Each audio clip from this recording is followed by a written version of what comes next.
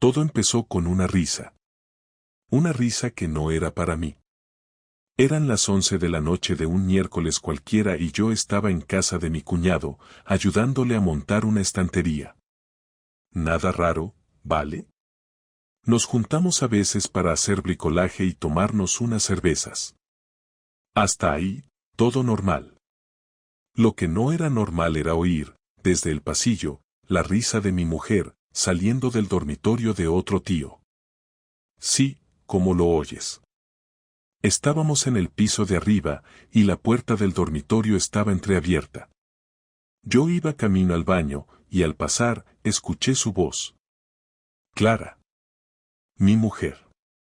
Riendo bajito, como cuando está a punto de decir una barbaridad. Después, un silencio extraño. Y luego la voz de otro hombre, también susurrando. Y risas, de nuevo.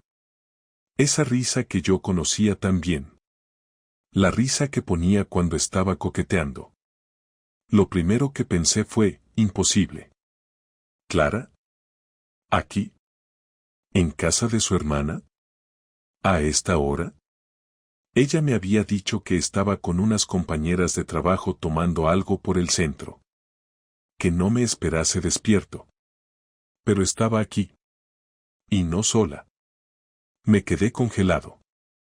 No quise entrar. No aún. Me giré en silencio, volví al salón donde estaba mi cuñado y dije que me iba, que me sentía mal. Ni siquiera me tomé la cerveza que me había abierto. Caminé hasta el coche con el corazón acelerado y las manos temblando. De camino a casa, no sabía qué pensar. Quería estar equivocado. Me aferraba a la idea de que tal vez había escuchado mal, que no era ella, que a lo mejor era alguien que se parecía. Pero cuando llegué a casa, Clara no estaba. Y no volvió hasta las 2 de la madrugada. Entró como si nada. Se quitó los tacones en la entrada, dejó el bolso en la silla y fue directa a la cocina por agua.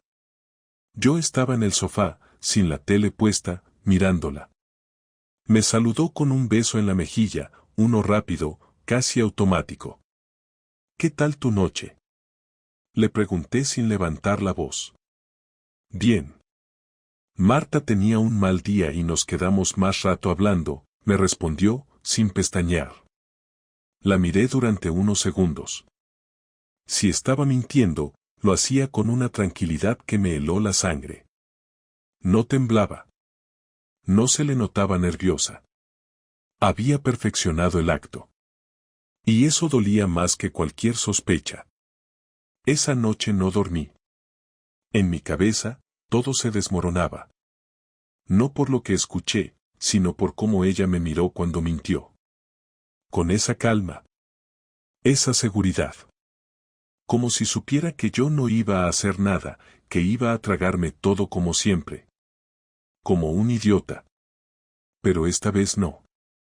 Esta vez, algo dentro de mí hizo clic. No le pregunté nada más. No le espié el móvil. No monté un escándalo. Simplemente, empecé a fijarme en todo. Empecé a estar más atento a los detalles, a sus horarios, a sus mentiras bien vestidas. Porque esa noche, aunque no lo supe con certeza, sentí que había cruzado una línea. Y lo peor de todo es que no me sorprendía. Solo dolía. No sé cómo explicarte lo que es vivir con alguien cuando ya sospechas lo peor, pero aún no tienes nada firme. Es como tener una espina clavada en la espalda todo el día, algo que no te impide moverte pero tampoco te deja olvidarlo. Esa noche, después de que Clara volviera con esa mentira tan bien armada, empecé a observarla como si fuese otra persona. Durante los siguientes días, no dije nada. Me comporté exactamente igual que siempre.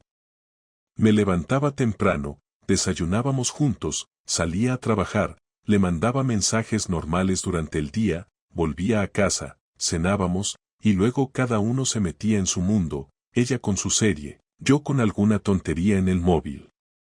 Nada cambió en la superficie, pero por dentro yo ya estaba jugando otro partido.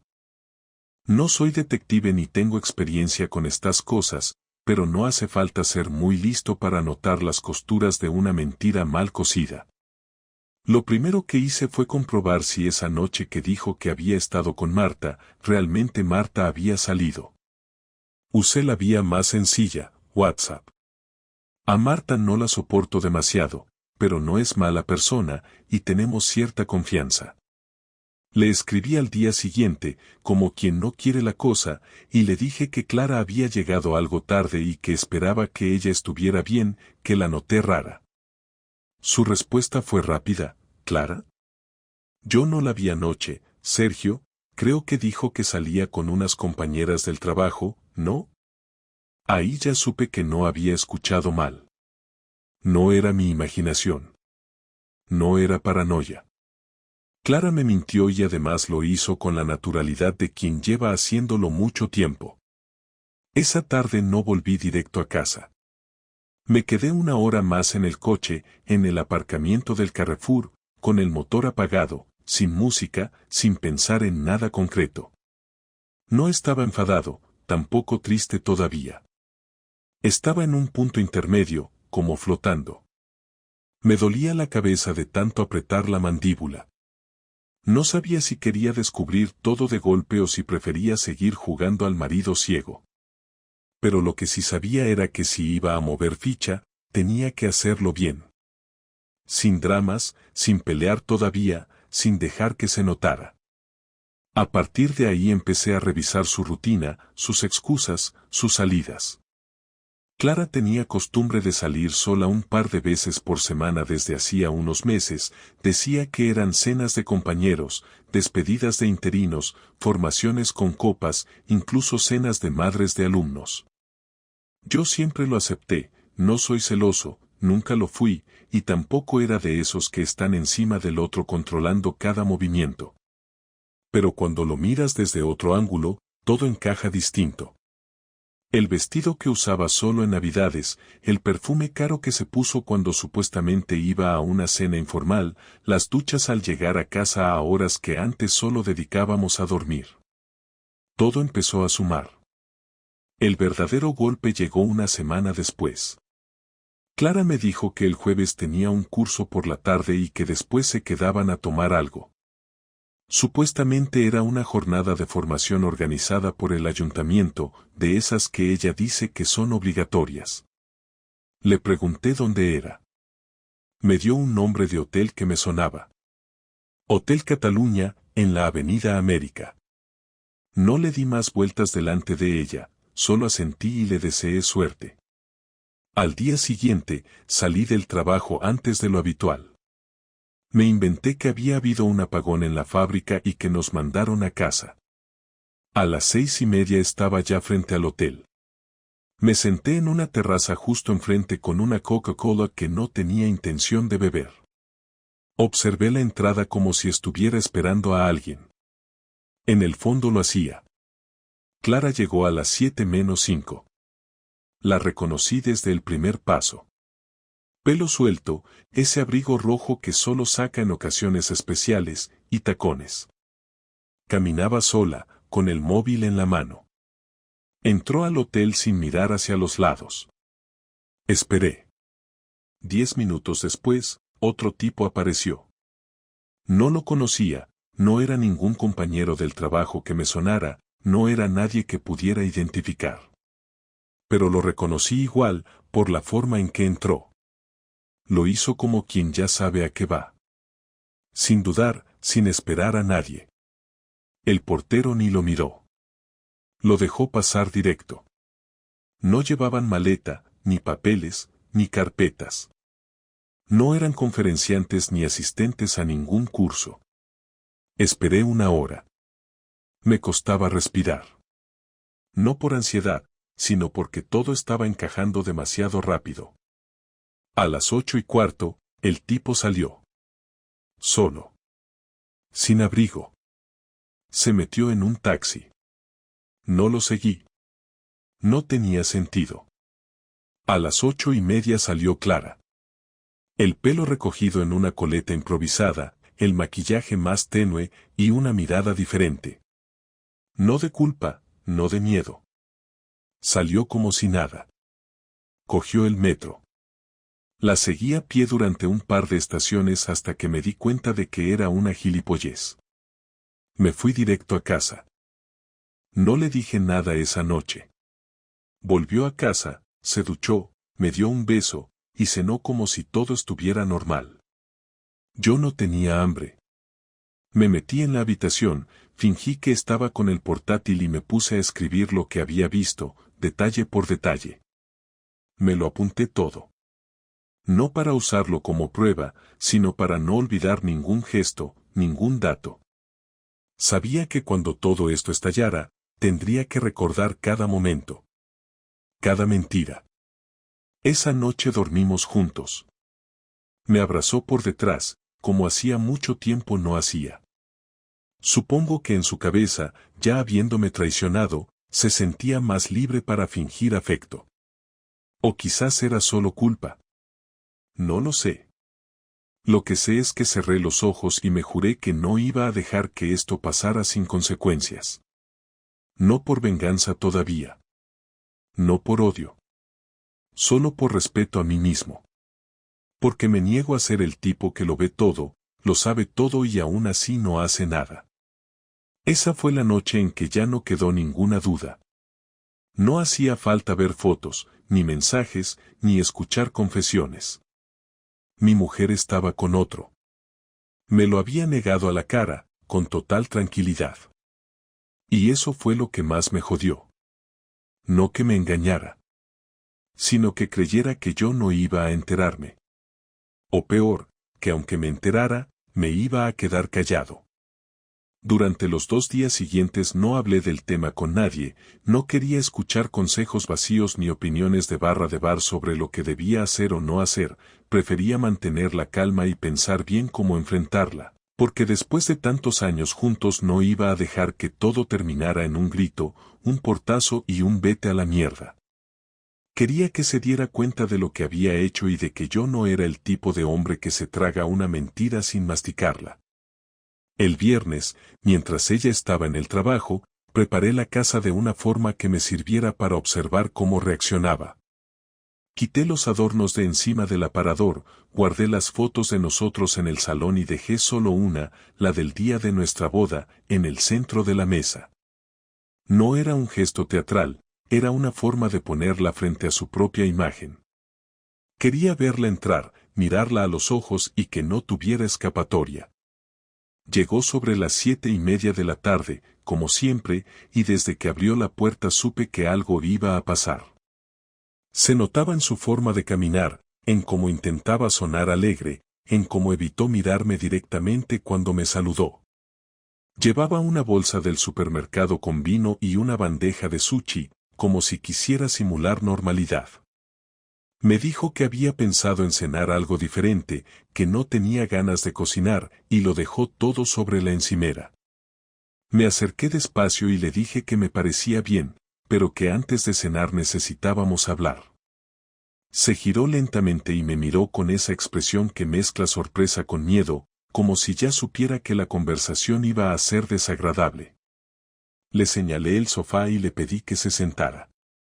No le grité. No le hablé con sarcasmo ni con rabia, simplemente le dije que sabía que el curso en el hotel había sido una mentira, que la había visto entrar y salir con un hombre, y que no tenía sentido que siguiera negándolo. Se quedó quieta, sin decir nada durante varios segundos, y después me preguntó con voz tensa si la había seguido. Le contesté que no la seguí, que simplemente coincidí allí, pero que lo importante no era eso, sino el hecho de que me mintió, de que eligió acostarse con alguien más y luego volver a casa como si nada. Me observó en silencio, con los labios apretados, hasta que finalmente soltó un suspiro y se apoyó en el respaldo. No negó nada. No intentó inventarse una excusa complicada. Solo dijo que no sabía cómo había llegado a ese punto, que no era algo planeado, que se había sentido vacía desde hacía tiempo y que necesitaba sentirse viva otra vez. La escuché entera sin interrumpirla, porque necesitaba saber hasta qué punto había llegado. Me contó que lo conocía desde hacía meses, que era un formador que colaboraba con el instituto, que empezaron hablando de trabajo y que poco a poco la conversación se fue mezclando con temas personales, que él la hacía reír y la escuchaba, y que un día, después de una comida del equipo, se quedaron a solas en el coche y pasó lo que tenía que pasar. No lloraba, no temblaba, no pedía perdón, hablaba con una serenidad que me dejó aún más desconcertado. Le pregunté si era solo sexo o si había sentimientos de por medio, y me respondió que no lo sabía, que lo que más le había sorprendido era sentirse otra persona cuando estaba con él, alguien sin responsabilidades, sin rutinas, sin peso en los hombros. Le pregunté si pensaba seguir viéndolo y se quedó callada, lo cual ya era respuesta suficiente. No sé qué parte me dolió más, si la frialdad con la que hablaba o el hecho de que lo hiciera como si yo no tuviera derecho a enfadarme. Le dije que lo mínimo que podía hacer era ser honesta, que no quería explicaciones sobre cómo se sentía, que lo único que necesitaba saber era si todavía quería seguir conmigo o si prefería marcharse con él. Se levantó despacio, se frotó la frente con la mano y dijo que no lo sabía, que me seguía queriendo pero que no estaba segura de poder seguir siendo la misma persona que era antes. Esa frase fue la que me rompió. Me acerqué a ella y le pregunté si alguna vez pensó en las consecuencias, si se imaginó cómo sería mirarme a la cara después, si se le ocurrió que con su silencio me estaba obligando a vivir en una mentira. Me dijo que no lo pensó, que se dejó llevar. En ese momento perdí el control, no en el sentido de gritar o romper cosas, sino de hablar con una claridad que ni yo sabía que tenía. Le dije que su problema no era sentirse vacía, que su problema era la cobardía, porque es muy fácil buscar fuera lo que no te atreves a pedir dentro. Le recordé que en los últimos años yo siempre estuve ahí, que fui yo quien sostuvo la casa cuando ella se vino abajo con la ansiedad del trabajo, que fui yo quien la cuidó cuando se rompió el tobillo, que fui yo quien aguantó meses sin una palabra de cariño. Le dije que no me iba a quedar en una historia en la que uno pone el alma y el otro la culpa. Me respondió que no buscaba hacerme daño, que no lo planeó, que simplemente pasó. Y ahí me di cuenta de algo, esa frase la había ensayado, era la manera de justificarse sin asumir nada. Me quedé en silencio unos segundos, respirando despacio, intentando no decir lo primero que se me venía a la cabeza. Le pedí que me dijera su nombre, el del hombre con el que me había engañado. Dudó, pero al final lo dijo, Daniel.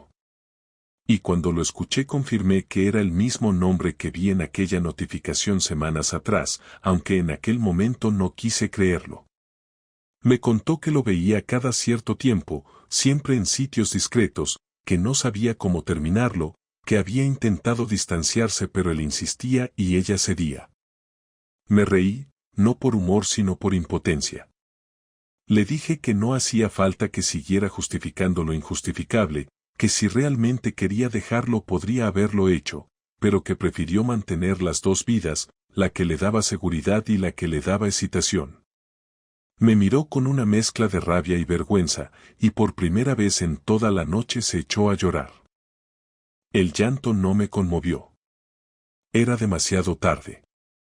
La dejé llorar sin tocarla. Cuando se calmó, le dije que esa noche dormiría en el sofá y que al día siguiente decidiríamos qué hacer.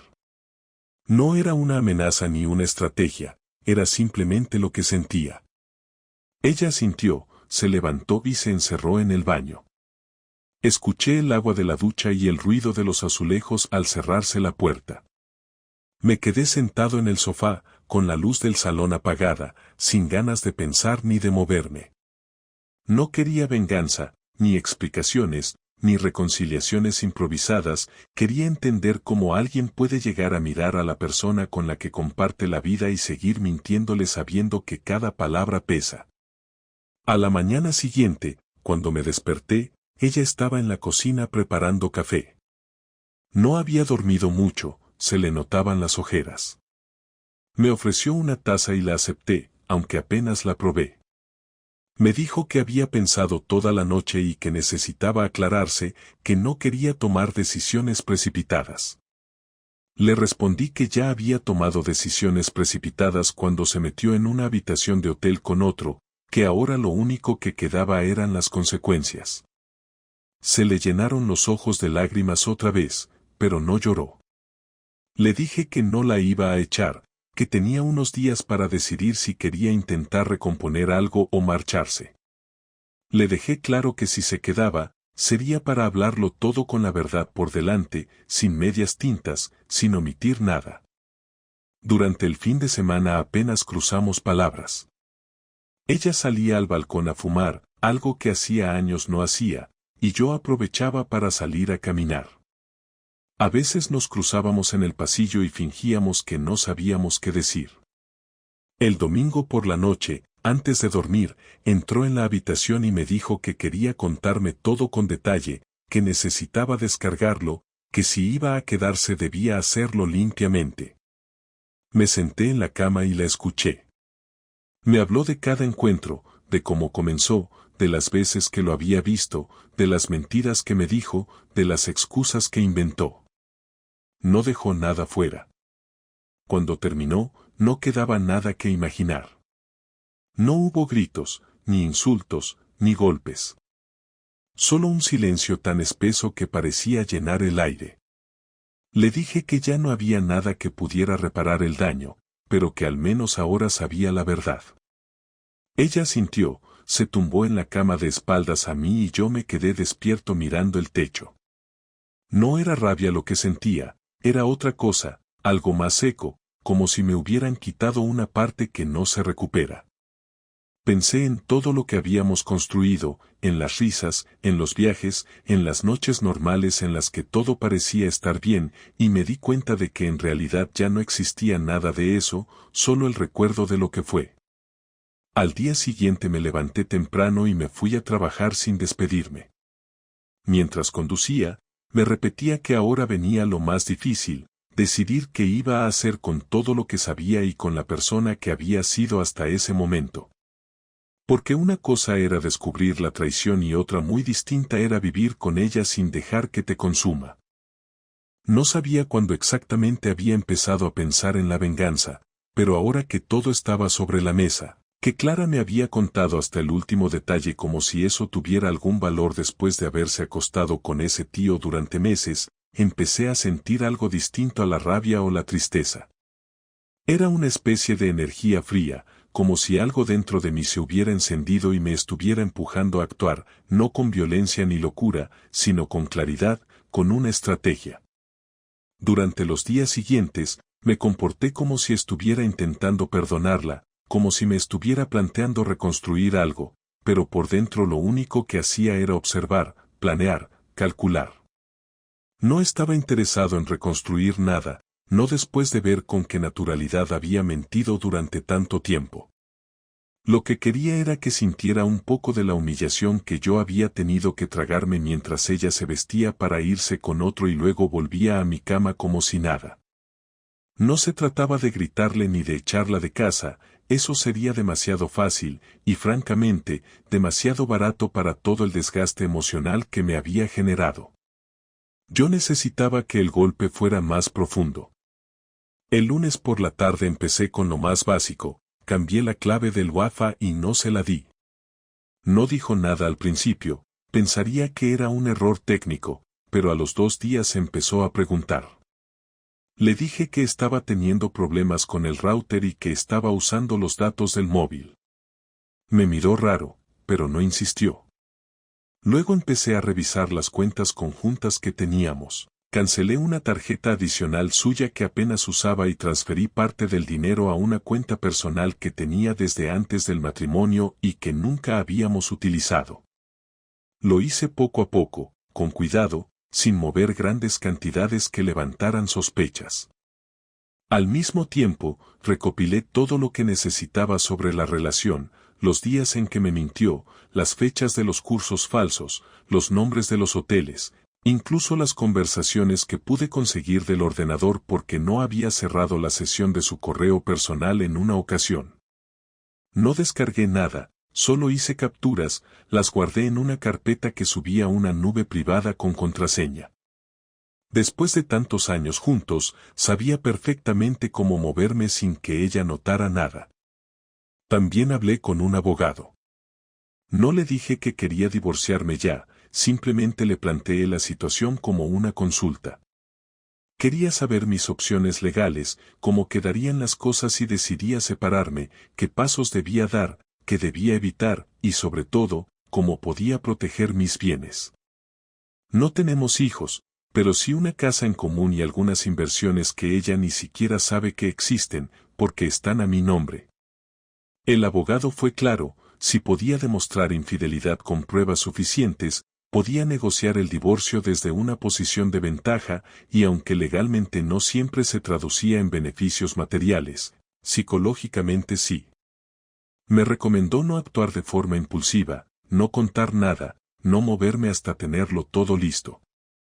Lo siguiente fue usar sus propias palabras contra ella. Empecé a tener conversaciones donde le decía cosas que ella misma había dicho en sus confesiones. Le preguntaba si realmente se sentía tan vacía como decía, si de verdad creía que la relación con Daniel la hacía sentir viva, si alguna vez pensó en cómo iba a mirar a su familia si esto se supiera. Su cara cambiaba con cada pregunta. No respondía de inmediato, a veces solo decía que no quería hablar más del tema, pero yo insistía con calma, sin gritar, sin perder el control. Era mi forma de ponerle un espejo delante y recordarle lo que había hecho. Una noche le pregunté directamente si pensaba volver a verlo, si el supuesto arrepentimiento que me había mostrado tenía algún valor real o si solo lo decía para quedarse tranquila. Me dijo que no sabía, que lo había bloqueado, pero que aún no podía asegurar nada. Ese no puedo asegurar nada fue todo lo que necesitaba para confirmar que no había marcha atrás. Decidí entonces mover la ficha más fuerte, empecé a salir. No le dije a dónde iba ni con quién. Salía por la tarde, después del trabajo, y volvía tarde, a veces sin avisar. Ella empezó a notarlo al segundo o tercer día. Me preguntaba si estaba bien, si necesitaba hablar, y yo le decía que estaba ocupándome de cosas, que necesitaba espacio, que quería despejarme. No le mentía, pero tampoco le daba detalles. Empecé a cambiar mi ropa, a afeitarme con más frecuencia, a usar colonia que llevaba años guardada. Hacía todo eso sabiendo que lo notaba, y sabiendo que no sabía cómo interpretarlo. Un viernes llegué tarde, cerca de la medianoche, y cuando entré a casa ella me estaba esperando en el salón, sentada, sin tele ni móvil, solo esperándome. Me preguntó directamente si estaba con alguien. Le dije que no tenía por qué darle explicaciones, que si ella había tenido derecho a buscar fuera lo que decía que le faltaba, yo también podía hacerlo. No lo estaba haciendo, aún, pero ver su reacción fue suficiente. No dijo nada, solo bajó la mirada. Durante los días siguientes estuvo más atenta, cocinaba más seguido, me ofrecía masajes, buscaba el contacto físico que durante meses había ignorado. No porque quisiera arreglar las cosas de verdad, sino porque notaba que estaba perdiendo el control de la situación. Una parte de mí disfrutaba ese giro. No por orgullo, sino porque por fin sentía que tenía algo de poder, que no estaba simplemente esperando a que ella decidiera por los dos. Pero eso no era suficiente.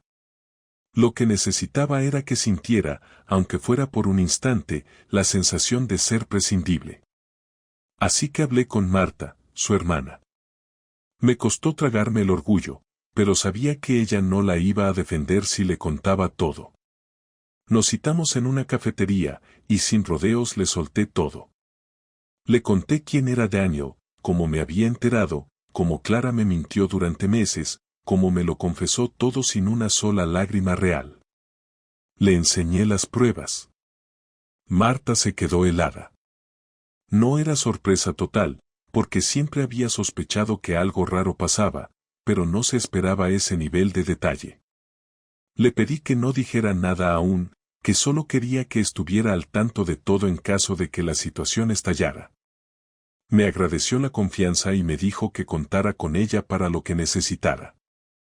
Un par de días después, Clara empezó a comportarse de forma diferente, más callada, más insegura. Supe que Marta le había dejado caer algo, no mucho, pero lo suficiente para ponerla nerviosa. El último paso fue el más duro. Un sábado por la mañana, mientras desayunábamos, le dije que necesitaba que se fuera de casa por unos días. Le dije que no iba a discutirlo, que no era una negociación. Que tenía una semana para quedarse en casa de su hermana o donde quisiera, pero que yo necesitaba estar solo. Se quedó en shock. Me preguntó si era definitivo. Le respondí que no lo sabía, pero que así como ella tuvo su espacio para encontrarse a sí misma metiéndose en la cama de otro, yo necesitaba el mío sin verla todos los días. No gritó, no discutió. Asintió en silencio. Esa misma tarde se fue con una mochila y un bolso. No preguntó si podía llamarme ni cuándo volvería. Me dejó solo en casa, y por primera vez en semanas, sentí algo parecido a alivio. Esa noche abrí una botella de vino que habíamos guardado para un aniversario que ya no íbamos a celebrar y me senté en el sofá a leer las capturas que había guardado, no para sufrir, sino para recordar por qué estaba haciendo todo esto. No era venganza por puro despecho. Era justicia emocional. Era por mí, por lo que había tolerado, por lo que había aguantado mientras ella se escabullía entre excusas y mentiras. No sabía aún si el siguiente paso sería el divorcio o una separación larga, pero tenía claro que ya no estaba esperando su decisión.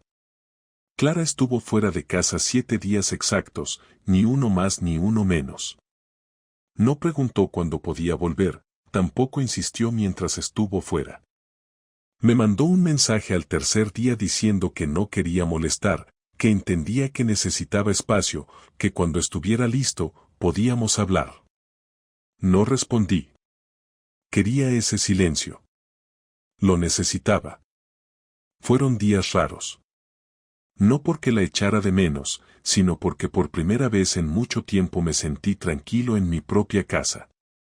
Me levantaba, desayunaba, salía a trabajar, volvía y no había nadie esperando con excusas, con tensión, con preguntas sin sentido. Empecé a dormir mejor, incluso comencé a salir con compañeros del trabajo para tomar algo después de jornada. Lo hacía sin avisar a nadie, sin dar explicaciones. Me sentía raro, pero también libre. Sabía que eso era temporal, que tarde o temprano tenía que decidir qué hacer con todo, pero durante esa semana no pensaba en el futuro, solo disfrutaba de la hora. El octavo día, a las 9 de la mañana, Clara me mandó otro mensaje.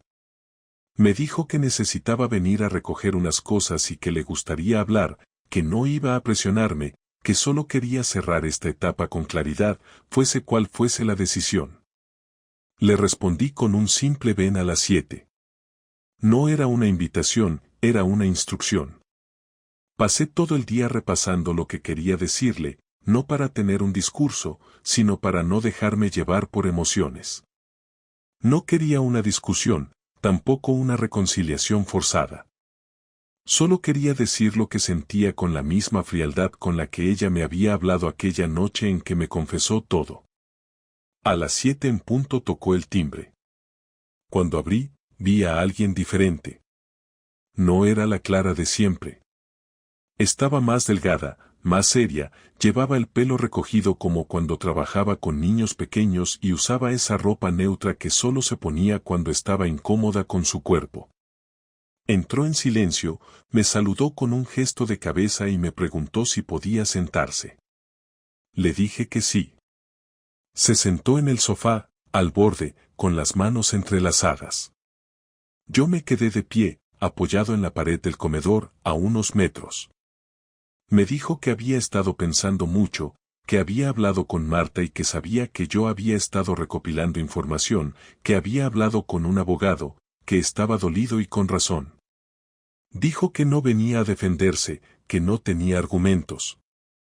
Solo quería pedirme que si iba a acabar con todo, lo hiciéramos sin arrastrarnos, sin destruirnos más de lo que ya nos habíamos destruido.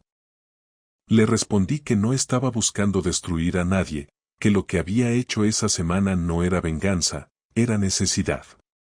Necesitaba verla fuera de mi espacio para poder pensar sin su presencia contaminando cada rincón. Le dije que durante los primeros días estuve entre el odio y el vacío, pero que después me di cuenta de que no la odiaba, que lo que sentía era algo peor, indiferencia. Ya no sentía ganas de discutir, ni de pelear por explicaciones. Lo que quería era salir de ese círculo en el que me había metido sin darme cuenta. Le dije que no era justo que después de tantos años juntos, el final fuera una traición repetida, oculta bajo excusas. Ella me escuchaba sin interrumpirme. Cuando terminé, me preguntó si aún quería seguir con ella, si había una mínima posibilidad. Me quedé callado unos segundos. No por duda, sino porque quería que lo entendiera con claridad. Le dije que la posibilidad murió el día que salió de un hotel después de acostarse con otro y volvió a casa como si nada. No me importaba si me quería, si sentía culpa, si decía que estaba confundida. Todo eso podía haberlo dicho antes. Pero eligió hacerlo en silencio, sabiendo que me estaba mintiendo, sabiendo que me estaba robando tiempo, confianza y dignidad. Le dije que la confianza no se rompe solo cuando te acuestas con otro, sino cuando te miran a los ojos y aún así siguen mintiéndote. Y eso lo había hecho demasiadas veces. Ella bajó la mirada. Me preguntó si podía decir algo. Le dije que sí, pero que fuera algo real. Me dijo que no me había valorado lo suficiente, que pensaba que siempre iba a estar ahí, que no se dio cuenta de lo sola que estaba hasta que alguien la hizo sentir importante. Y que cuando quiso parar ya era tarde. Dijo que no tenía excusas, que lo que hizo fue egoísta, cobarde, pero que había aprendido algo en todo este proceso, que si uno tiene que traicionar para sentirse vivo, es porque ya estaba muerto por dentro. Me dijo que no esperaba perdón, que no esperaba nada. Solo quería saber si había algo que hacer para no terminar odiándonos. Le dije que no la odiaba, que lo más sano era que cada uno siguiera por su lado. Que no quería pasar los próximos años desconfiando, preguntándome si cada mensaje era una mentira, si cada salida era una excusa. Que merecía algo más simple. Y que ella también. Le dije que no iba a hacer escándalo, que no iba a hablar con su trabajo ni con su familia más de lo necesario, que todo lo que había hecho era para protegerme, no para vengarme. Me agradeció eso, con un nudo en la garganta. Me preguntó si podía recoger su ropa ahora o prefería venir otro día. Le dije que podía hacerlo ya, que me iba a quedar en la cocina para no incomodarla. Mientras ella recogía sus cosas, me quedé apoyado en la encimera, escuchando los ruidos suaves de la habitación, las cremalleras, los pasos lentos. No sentí nada. Ni rabia ni tristeza. Solo una sensación de cierre. Como cuando terminas una tarea pendiente que no te gustaba hacer, pero que sabías que tenías que terminar. Cuando bajó con la maleta, me miró como esperando una señal. Le abrí la puerta. Me dio las gracias por haberle escuchado. Le respondí que no lo hice por ella, que lo hice por mí. Se fue sin mirar atrás. Esa noche dormí en la habitación, solo, por primera vez desde que todo empezó. No lloré. Tampoco sentí alivio inmediato. Me quedé en la cama repasando todo lo que había dicho, cada palabra, cada gesto. Me pregunté si lo había hecho bien, si había sido justo, si realmente esa era la mejor forma de cerrar la historia.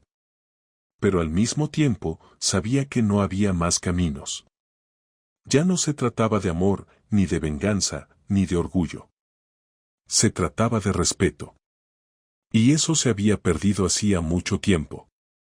Los primeros días después de que Clara se fuera fueron extraños, no en el sentido emocional, porque ya no quedaba mucho que procesar, sino en lo práctico, en la rutina que había tenido durante años y que ahora tenía huecos por todos lados. El armario estaba más vacío, la mesa solo tenía un plato por las noches, el baño no olía a su crema de cara, el cargador que ella usaba seguía en su sitio pero sin uso. Era raro, pero no doloroso. Lo compararía con limpiar una casa que llevaba mucho tiempo cerrada. Hay polvo, hay rincones que no habías visto en años, pero en cuanto empiezas a abrir ventanas, el aire se renueva. A los 3 días quité su cepillo de dientes, lavé las sábanas y pasé una tarde entera limpiando la cocina a fondo, no porque estuviera sucia, sino porque necesitaba ocupar el tiempo en algo que no me hiciera pensar. Cuando terminé, me senté en el sofá, puse música baja y abrí el portátil. No para ver redes, no para buscar distraerme, sino para escribir todo lo que había pasado desde que sospeché por primera vez hasta ese momento. No para publicarlo en ningún lado, no para hacerme la víctima, sino para leerlo, entenderlo y no permitir que el tiempo deformara los hechos. Esa semana me crucé con Marta, su hermana, cuando salía del supermercado. Me saludó con una mirada triste, me preguntó si necesitaba algo, si estaba comiendo bien, si había dormido. Le dije que sí, que estaba bien, que no tenía ganas de hablar pero que agradecía que preguntara. Me dio una palmada en el hombro y se fue sin insistir. Un par de días después me escribió un amigo en común, me dijo que había oído cosas, que se decía por ahí que Clara y yo nos habíamos separado, que si estaba todo bien. Le respondí con lo mínimo, que sí, que habíamos decidido tomar caminos distintos y que no quería entrar en detalles. No lo hice por protegerla, lo hice porque no necesitaba que nadie opinara. Había aprendido que las opiniones de los demás solo sirven cuando aún dudas de lo que sientes, y yo ya no tenía ninguna duda. Volví al trabajo como si nada. Mis compañeros notaron que estaba más callado, pero tampoco preguntaron mucho. En la fábrica nadie tiene tiempo de ponerse a filosofar. Las máquinas no entienden de rupturas. Me venía bien tener ocupada la cabeza, llegar cansado, ducharme y dormir sin más. Empecé a leer más, a salir algunos sábados solo a tomar una caña en un bar que me gustaba, y hasta me animé a apuntarme a clases de cocina los jueves por la tarde. No por reinventarme ni por llenar vacíos, sino porque ahora el tiempo era solo mío. Empecé a recuperar conversaciones con viejos amigos, algunos que había dejado de ver por el ritmo de la vida en pareja. Con uno de ellos, David, nos reencontramos después de años y nos fuimos a comer. Cuando me preguntó si seguía con Clara le dije que no, que todo había terminado.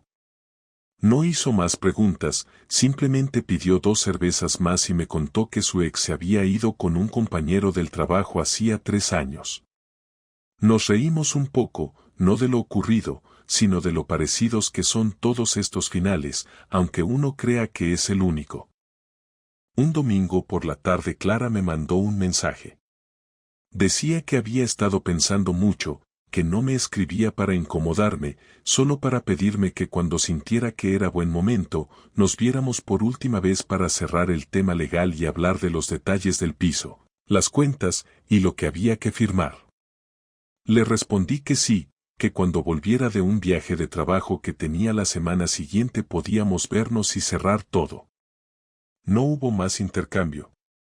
Durante ese viaje, mientras estaba en un hotel en Valencia, me desperté a las 3 de la mañana sin motivo, y por un instante pensé en ella. No con nostalgia ni tristeza, solo con curiosidad. Me pregunté si estaría sola, si seguiría viendo a Daniel, si habría contado la historia a su manera o si se habría quedado callada.